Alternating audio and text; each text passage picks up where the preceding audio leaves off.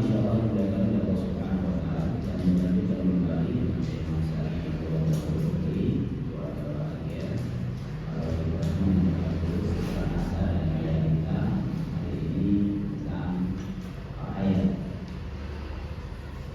Allah Subhanahu wa taala mengilustrasikan suami dan istri dalam sebuah bahasan filosofi surah Al-Baqarah ayat 180. Sana Allah menyebutkan inna libasul lakum wa antum libasul lakum. Istri adalah pakaian bagi suami dan suami adalah pakaian bagi istri.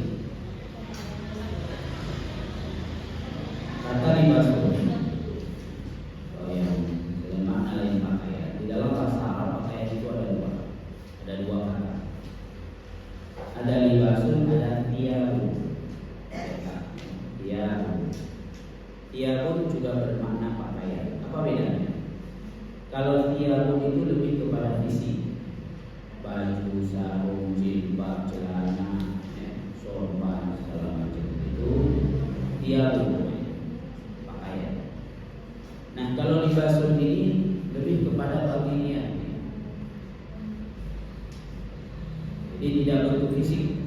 Makanya nanti kita akan temukan kalimat yang lain. Nah, ini dia surah Al-A'raf ayat 26. Apa kata Allah di sana? Wa libasul taqwa dzalika khair.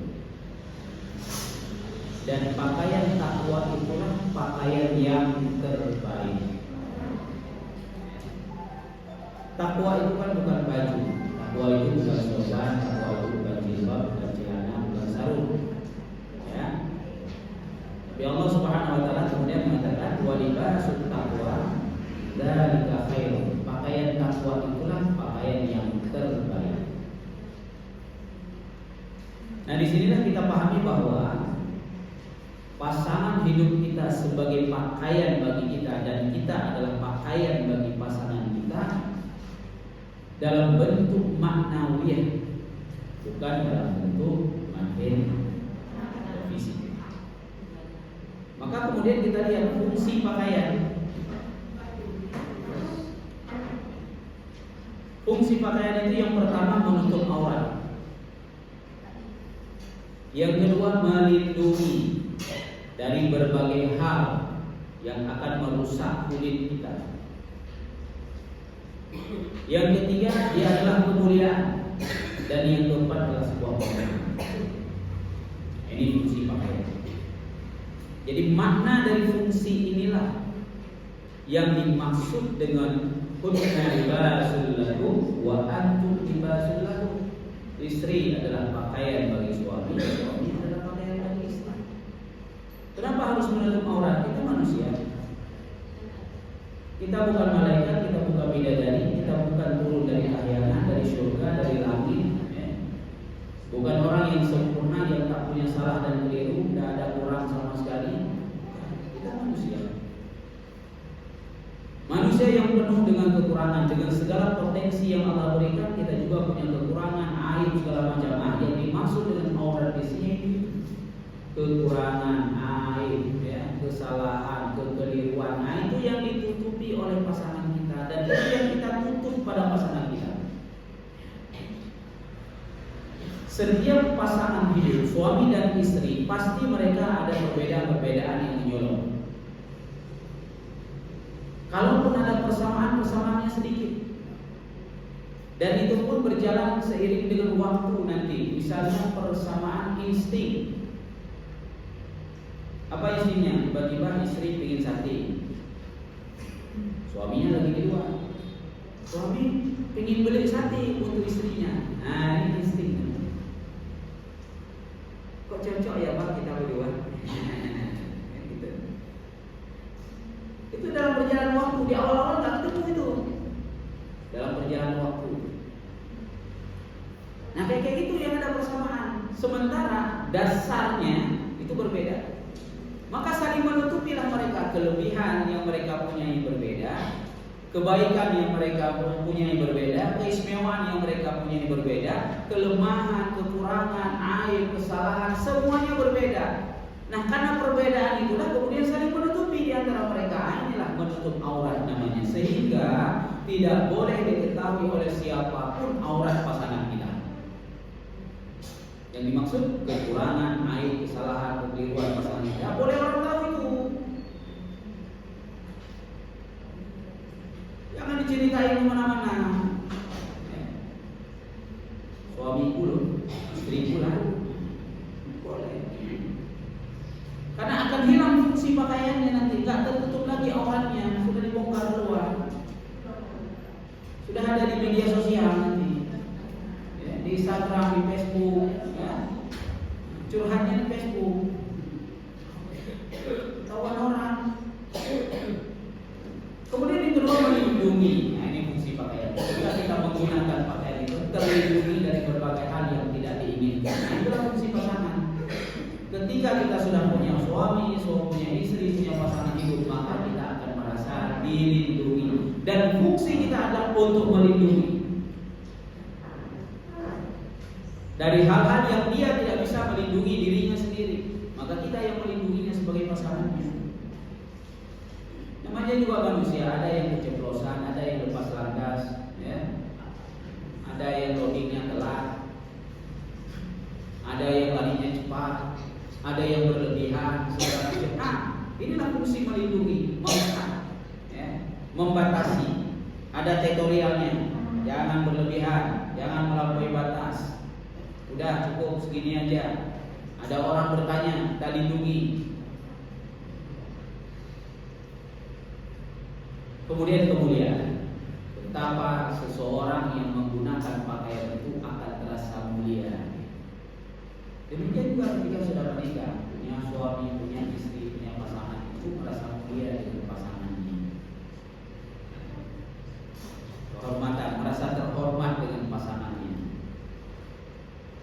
Ilustrasi Imam Al-Ghazali begini. Satu ketika Imam Ghazali mendapatkan sebuah kisah tentang Harun al-Rasyid, seorang khalifah yang sangat luar biasa di kekhalifahan Abbasiyah, dinasti Abbasiyah. Satu ketika dia ingin mentes, sesungguhnya orang menghormatiku atau menghormati pakaianku. Beliau datang dengan baju yang lusuh, tanpa pengawalan, sendiri seperti pengemis gelandangan, pakai tongkat satu, beliau datang.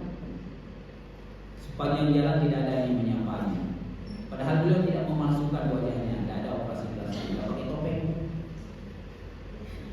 Cuma karena pakaian tadi, orang pangling. Padahal wajahnya masih sama. Cuma orang tak perhatian lagi, kenapa? Karena orang perhatian dengan pakaian, bukan dengan wajah. Sepanjang jalan dia ke pasar, ada itu. Dia pergi ke sebuah pesta, dia ditaruh di belakang sana karena penampilan gelandangan saja. Makanannya diambil, dikasih. Kemudian dia pulang, keesokan harinya dia ganti pakaiannya tanpa pengawalan tetap, tapi pakaiannya sekarang sudah pakaian raja. Dia pakai atribut semuanya, tongkatnya berubah, sudah tongkat raja, bukan lagi tongkat pengemis.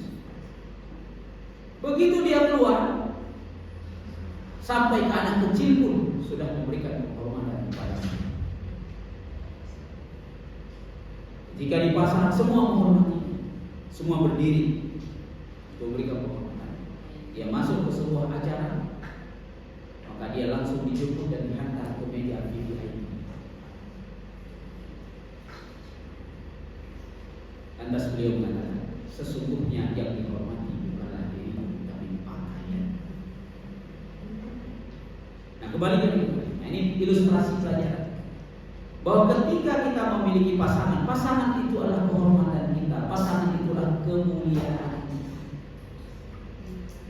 Sehingga orang-orang memuliakan kita, menghormati kita karena pasangan kita. Kenapa? Karena pasangan kita solid, karena pasangan kita solihah, baik, dikenal kebaikannya, maka pasangan dia akan dihormati dan dimuliakan. Sehingga kita merasa terhormat dan dan mulia di pasangan kita. Gak risih. Kalau istilah bahasa sekarang, tetap pacaran sampai tua. Karena masa pacaran itu kan yang paling gitu berbunga-bunga. Jalan pegangan tangan, duduk motor pelukan ya. Kalau di mobil pegang di mau otomatis, mau matic, mau manual, tetap berdua pegangnya. Ya. Janda sedang, giliran udah nikah, pegangan tangan dah tak lagi. Ya. Salah satu hal yang dibaca oleh para sahabat Rasulullah SAW itu ketika pergi keluar rumah bersama istri, tidak pernah melepas tangan istrinya. Dan istrinya bukan memegang di sini, tapi begini. Yang memegang itu Nabi, bukan istrinya. Itu Nabi yang menggerakkan tangannya ke tangan istri. Kemudian beliau menggenggam tangan istri terus berjalan. Jadi bukan memegang di sini istri, kita di sini dulu. Itu waktu foto aja. Nabi tidak foto. Kalau untuk foto ya. Kalau jalan, tapi yang menggenggam itu bukan istri, suami yang menggenggam tangan istrinya.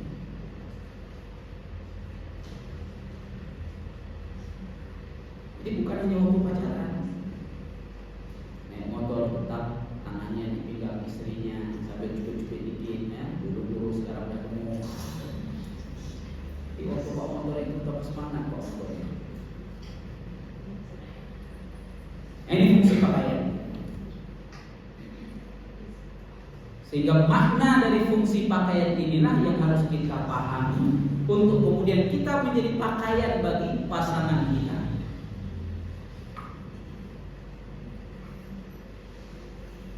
Maka kemudian pernikahan itu adalah mendekatkan yang jauh, menyatukan keinginan yang berbeda dan menyamakan langkah agar seirama. Kalau dibilang gak cocok, seperti saya katakan pada pertemuan yang lalu, bukan gak cocok. Tapi tidak begitu kita ketika sudah menikah, ya udah yang jauh didekatkan, ya, menyatukan keinginan yang berbeda. Pasti selalu berbeda keinginannya. Istri pengennya begini, suami pengennya begini. Ya. Dalam mengelola anak juga gitu, istri pengennya begini, suami pengennya udah disatukan aja perbedaan itu. Ya. Lapang dada saja, ya. Menyamakan ya, langkah agar seirama. Sehingga tidak satu ke barat, satu ke timur. Nah, visi-misinya itu disamakan. Kita mau kemana ini? Mau buat apa keluarga kita ini? Tujuannya apa? Motivasinya apa? Orientasinya mau kemana? Itu harus di-blueprintkan semua. Berjalan apa adanya sebagaimana keluarga hari ini, sehingga tingkat perceraian sangat tinggi setiap tahunnya. Tiap tahun nambah terus, persentase perceraian itu nambah terus. Aceh masuk nominasi nomor 3 kalau nggak salah, ya, dari 38 provinsi sekarang ya. Jawa Barat nomor 1. Secara persentase ya, bukan secara jumlah. Karena kalau secara jumlah kita rendah, nah jumlah penduduk kita sedikit, jumlah pernikahan yang sedikit dibandingkan provinsi yang lain yang jumlah penduduknya lebih banyak. Orang penduduknya kayak Jawa Barat 60 juta, kita cuma 5 juta. Ya, berapa persen itu? Jawa Barat 60 juta jiwa, kita 5 juta jiwa. Lampung 7 juta, Sumatera Utara 12 juta, kalau nggak salah, antara 10 sampai 12 juta. Jadi orang banyak, kita sedikit cuma 5 juta. Jadi jumlah pernikahan, ya. Tapi ini yang dimaksud adalah persentasenya antara jumlah pernikahan dengan jumlah perceraian nanti. Jadi ini nomor 3 kita. Banyak tinggi angka perceraian itu. Kenapa? Itu tadi nggak bisa mengseiramakan langkah mereka di dalam rumah tangga. Dan tingkat perceraian yang paling tinggi itu dialami oleh keluarga yang belum 10 tahun berkeluarga. Itu yang paling tinggi. Belum 10 tahun berkeluarga, paling tinggi perceraiannya. Nah, kalau 10 tahun itu dalam ilmu psikologi nanti dibahas oleh Ustaz Daniel. Ya, dalam ilmu psikologi itu belum lagi menuju ke puncak itu. Baru di awal-awal 10 tahun pertama juga baru mukadimah berkeluarga. Ya. bukan 5, baru punya anak 3 paling, ya. Bisa jadi cuma 2. Dia di puncaknya itu belasan tahun. Ketika sudah memasuki 15 tahun, nah ini baru menuju puncak. 20 tahun, nah baru di atas. Kenapa? Anaknya sudah mulai remaja.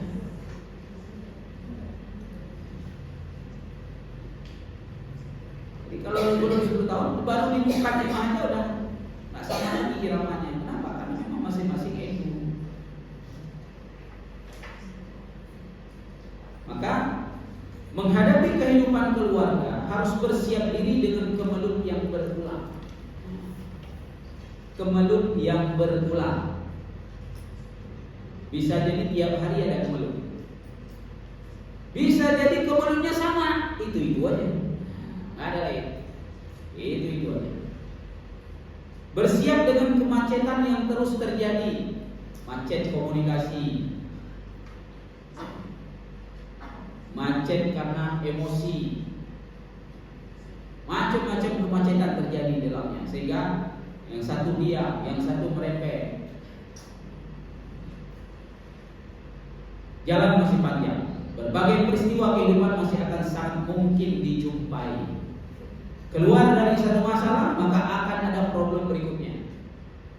Terkadang kita merasa sudah selesai dengan masalah, namun ternyata ada banyak kemelut yang berulang lagi. Itulah keluarga. Ada pengalaman itu maksudnya. Ya, saya baru 23 tahun.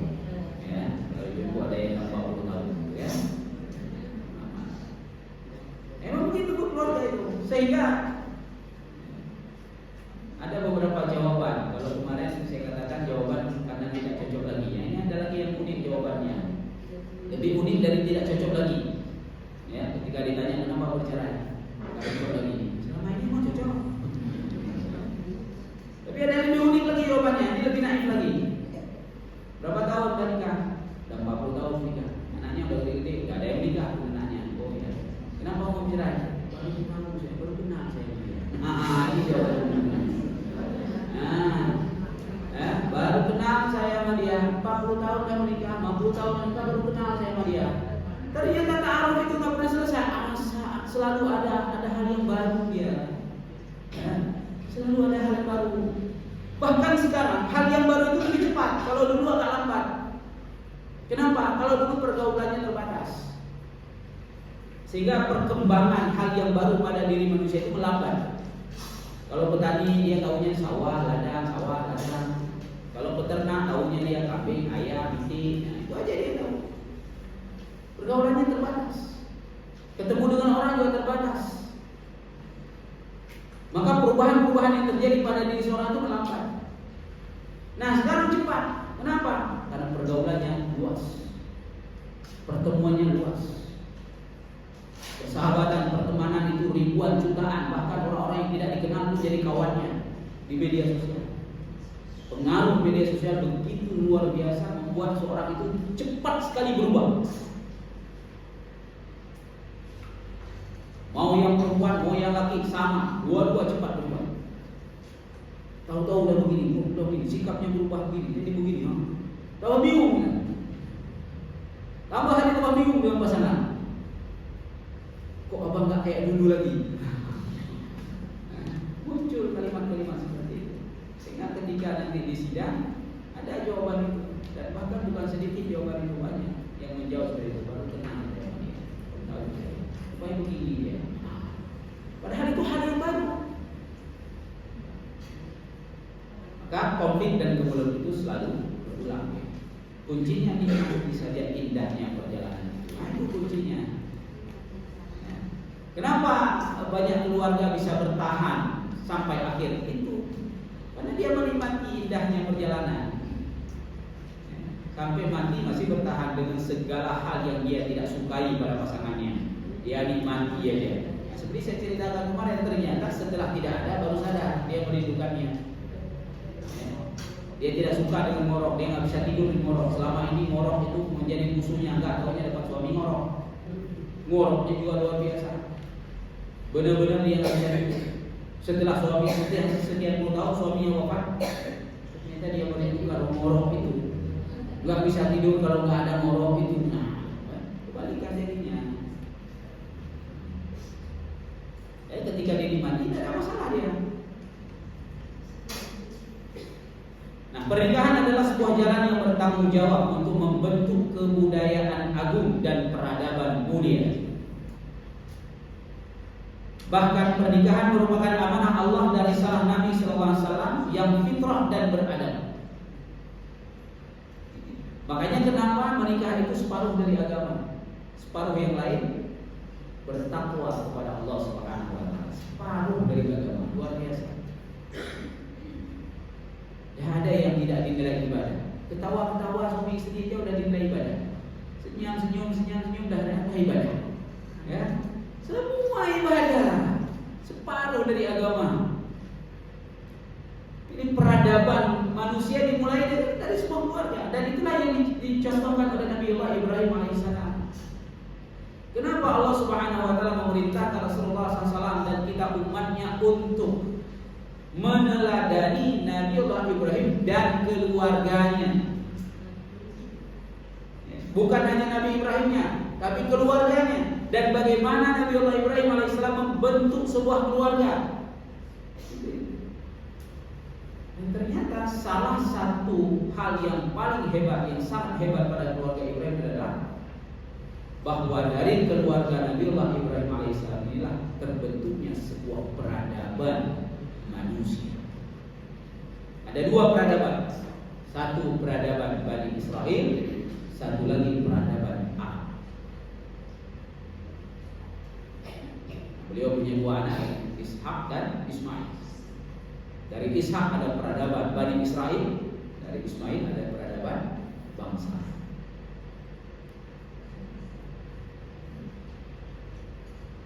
Dan ini adalah merupakan risalah yang sangat fitrah dan beradab.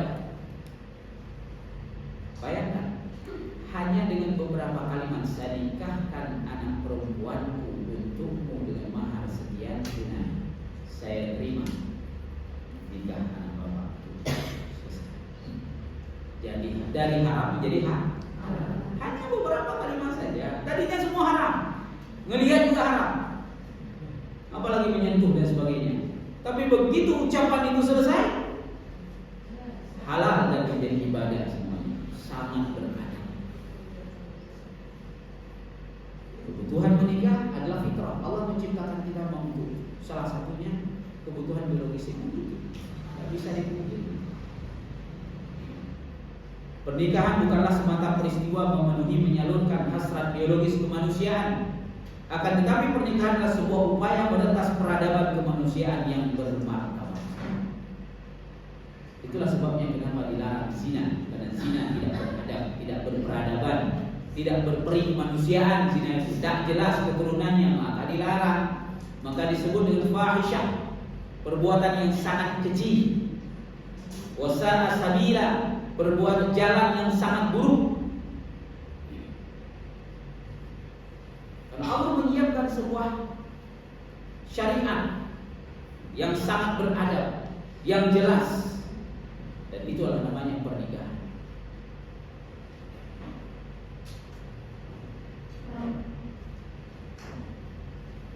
Pernikahan itu cuma sedikit membutuhkan cinta, sisanya bukan. Komunikasi, kompromi, toleransi, kerjasama, itu sisanya. Yang jelas harus mengesampingkan ego dan gengsi. Anak ego, anak gengsi. Banyak timangnya nih. Karena menikah itu hanya 10% cinta, 90%-nya adalah hidup bersama. Jadi kalau kenapa kamu menikah? Karena saya cinta dia. Ya anak baby.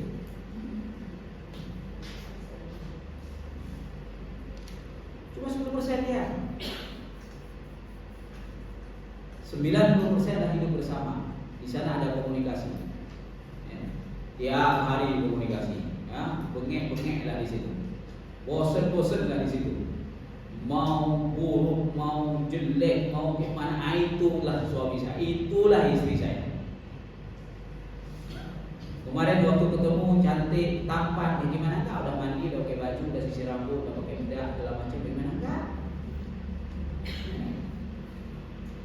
Waktu kecil saya dulu, saya dengar nguping-nguping, kecil gitu, nguping-nguping orang tua ngomong. Kalau dia calon istri atau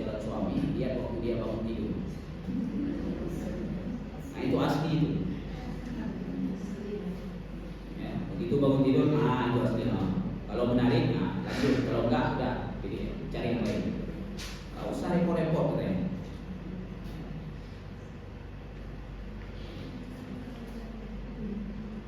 Dalam Islam orang yang bercadar pun boleh dibuka cadarnya.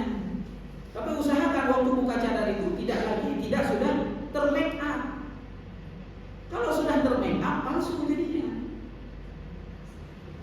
Biasa aja gitu. Ya. Buka cadar, itu lihat, oh ya ini asli, original. Kalau laki emang gak punya make up, dia paling rapi saja kan. Nah, tahu kita nggak rapi, asal nikah juga. Pokoknya nggak rapi. Ya, penampilan di luar necis, rapi, bersih ya. Banyak baik dan lakonnya. Itu ya tahu.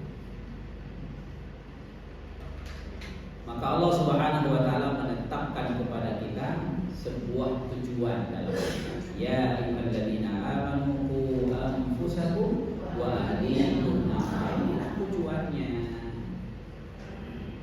Jadi kalau mau ke surga nggak ada lagi blem-blem itu segala macam ya, masalah lah segala macam, kekurangan yang ada lagi. Sudah bertanggung jawab untuk mendidiknya, untuk saling memahami ya, seterusnya. Wahai orang yang beriman, pelihara dirimu dan keluargamu dari azab api neraka. Itulah cinta, kata Ibnu Qayyim. Qayyim rahimahullah mengatakan cinta itu adalah menyelamatkan orang-orang yang kita cintai dari azab api neraka. Kita berusaha sekemampuan kita, secara maksimal, secara optimal, seluruh orang-orang yang kita cintai dan yang mencintai kita untuk masuk surga. Kita susah kalau melihat orang yang kita cintai itu ada amal-amal neraka yang mereka masih lakukan. Susah. Lihat suami masih belum sholat, susah. Kita berusaha gimana caranya agar suami mau sholat.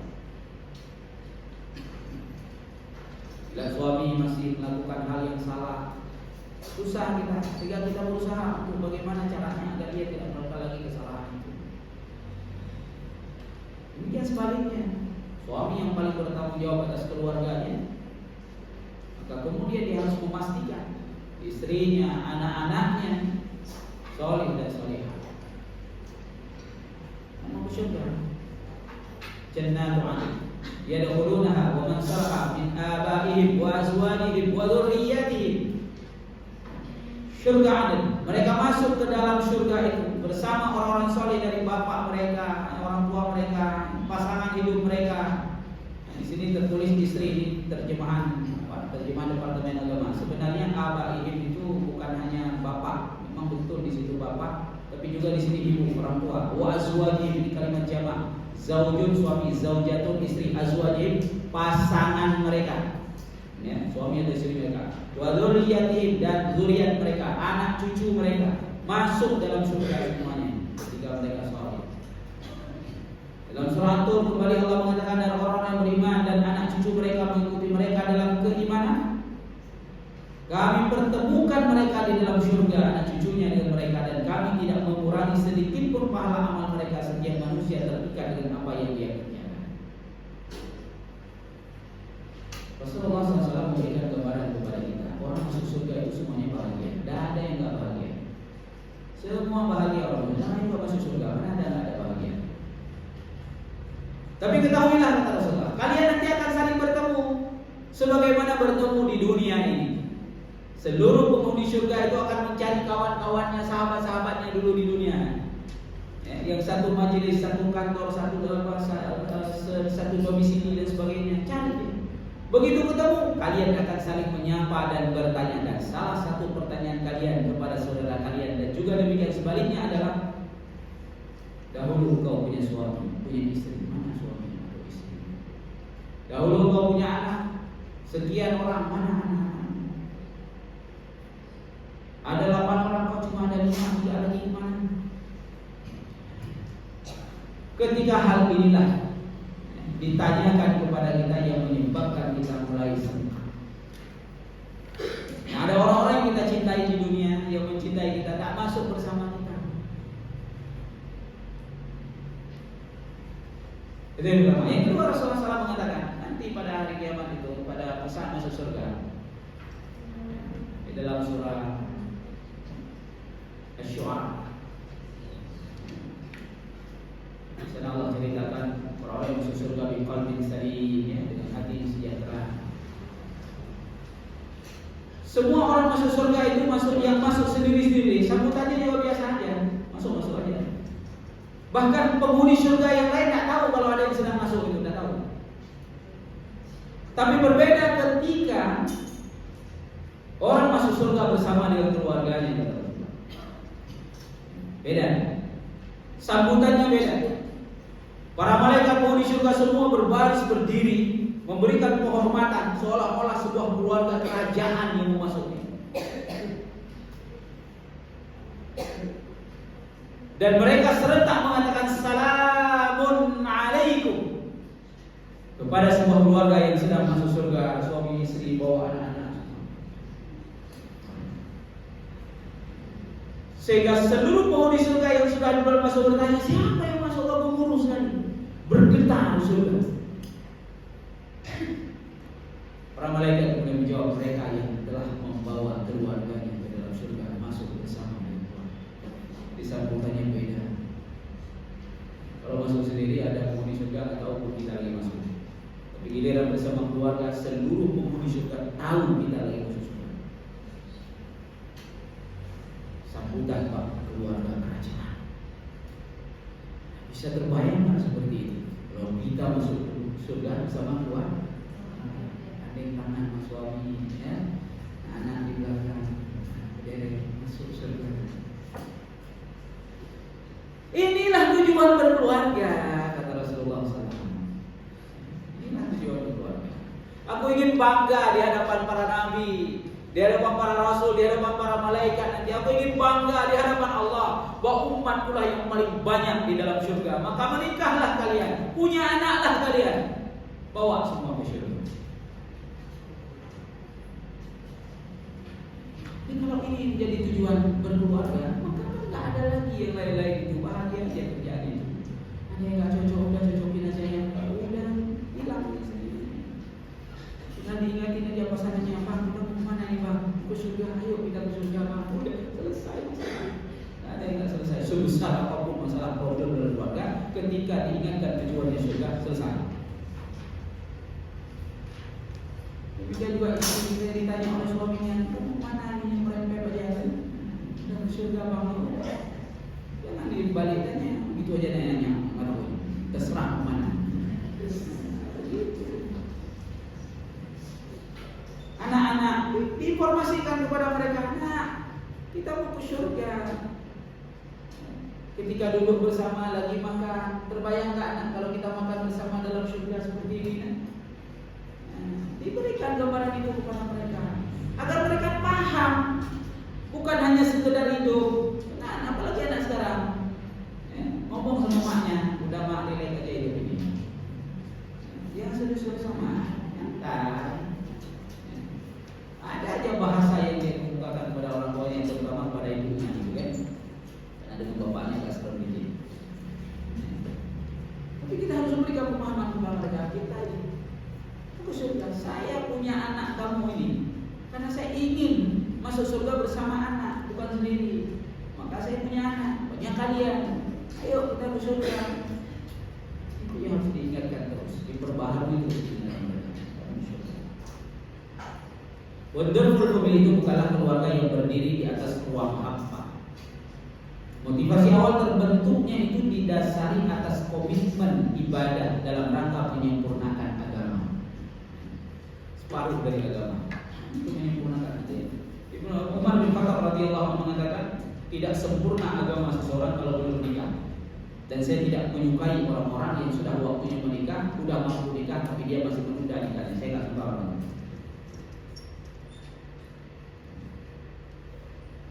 Suami dan istri harus mencoba memiliki persepsi, visi dan misi dalam kehidupan berkeluarga yang jelas, terukur, tertata dan terencana dengan baik dan benar. Ini yang saya katakan tadi, blueprint keluarga itu ada. Demikian juga dengan anak-anak, tumbuh kembang anak dan sebagainya, sudah dijelaskan oleh statement dulu. Bagaimana kita menghadapi anak yang berbeda-beda. Jangan kita yang kita telankan kepada mereka. Pokoknya kamu harus jadi dokter. Sementara dia muyurnya bakatnya mesin. Harus dilihat, diberikan pilihan-pilihan, diberikan pengertian, pemahaman. Saya menarik ketika Ustaz Iman menceritakan ketika dia menginginkan anaknya, kamu mau jadi hafiz atau menjadi insinyur? Anaknya saya menjadi insinyur. Oke, tidak ada masalah. Berarti sekolahnya di sini, di sini, di sini, di sini. Nah, coba pilih. Datang, lihat. Nah, saya pilih di sini.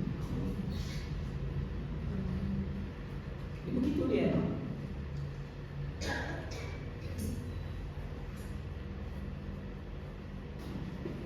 Suami itu merasa dicintai cuma 3: dihormati, dilayani, dipercayai. Udah, 3 itu aja dia udah merasa bangga lagi, saya dicintai oleh istri saya.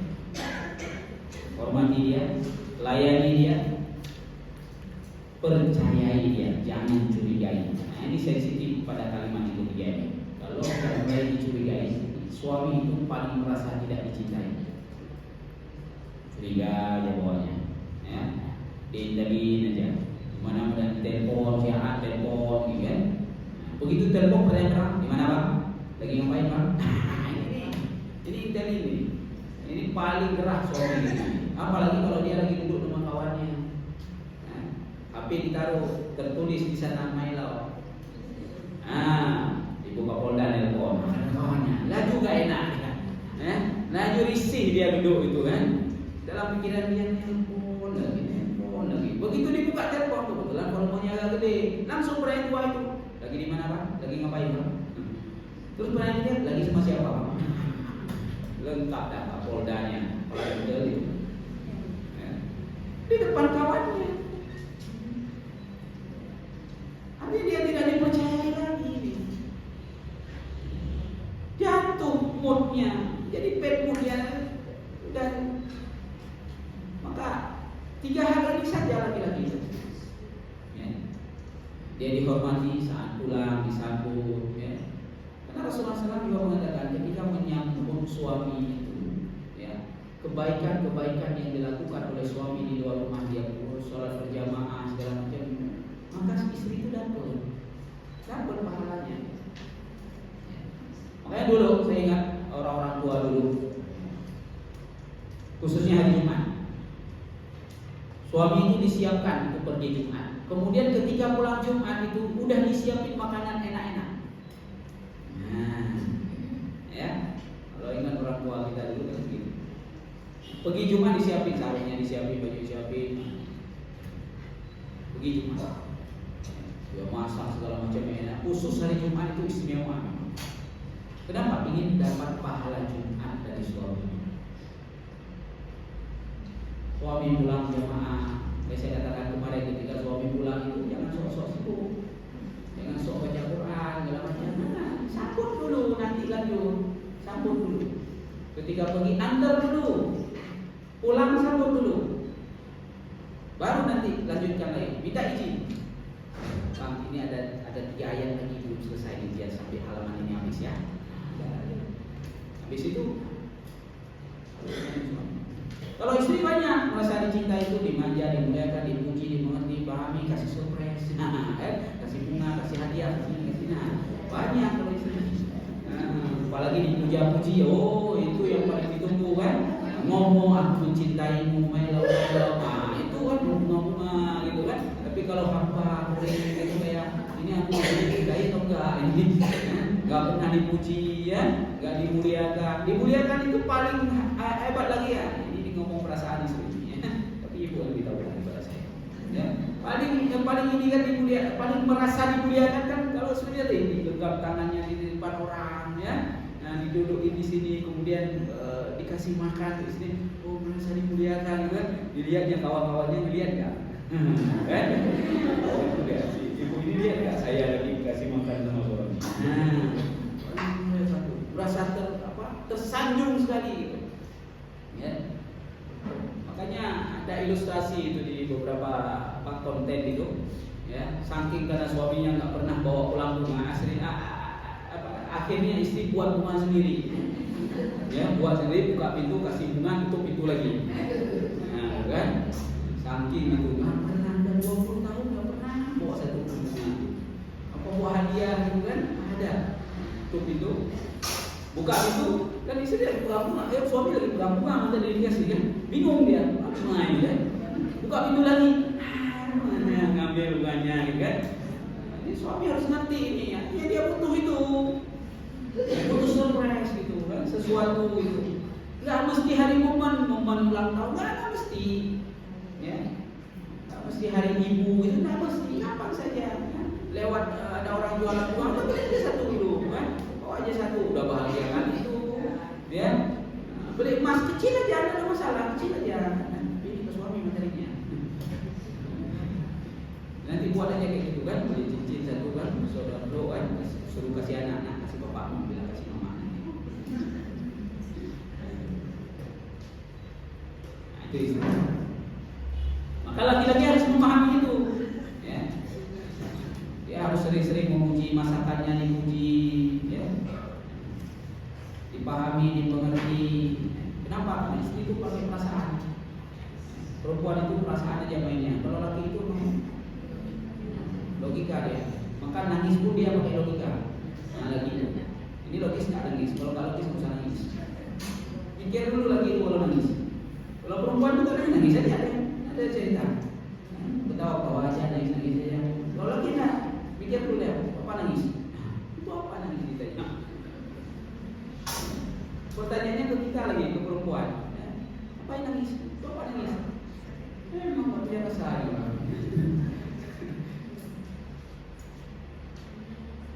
Keluarga adalah sebuah lembaga yang sangat terhormat dan Allah memuliakan lembaga ini. Allah saja memuliakan lembaga ini. Jadi bukan lembaga main-main ini. Keluarga rumah tangga itu bukan main-main. Allah saja memuliakannya. Keluarga adalah sebuah organisasi kehidupan. Maka akan selalu ada kejutan-kejutan dalam perjalanannya dan selalu ada hal-hal baru yang mencengangkan. Itu keluarga. Intinya taruh saling mengenal itu tidak pernah selesai. Akan selalu ada dan terus ada. Itulah perempuan. Dan itulah wonderful family. Makanya saya tidak mau menerima materi-materi tentang yang sudah syariat. Saya ingin melihat yang sederhana-sederhana saja. Yang bersyariat itu biar disampaikan oleh Ustaz lain. Itu materi yang lengkap lagi. Dan yang sederhana itu. Baik. Cuma insyaallah dimuliakan oleh Allah Subhanahu wa taala. Demikian ya, beberapa hal itu